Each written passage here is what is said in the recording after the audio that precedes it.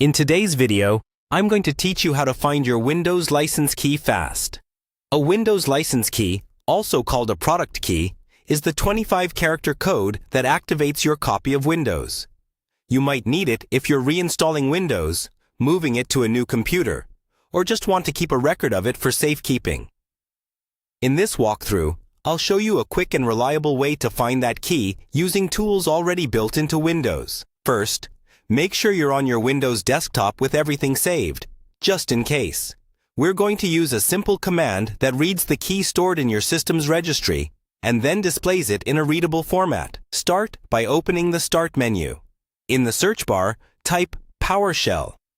When you see Windows PowerShell appear in the results, right-click it and choose Run as Administrator. This is important because without administrator rights, the command we're about to use might not work correctly.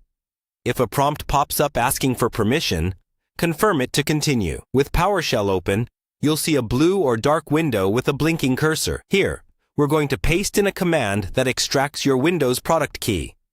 Carefully enter the command you've copied from a trusted source, or if you already have it on your clipboard, right-click inside the PowerShell window to paste it. Take a quick look to make sure there are no extra spaces or missing characters, because even a small typo can cause it to fail. Once the command looks correct, press Enter on your keyboard. PowerShell will run the script, and after a moment, it should display a line with your product key. This will be the familiar 25-character code, separated by dashes. If you don't see anything, or you get an error, double-check that you ran PowerShell as an administrator, and that the command was typed exactly. When the key appears, take a moment to write it down somewhere safe, or copy it into a secure Notes app. Avoid sharing this code publicly or storing it in an unprotected document, since it can be used to activate Windows on other machines. When you're done, you can close the PowerShell window.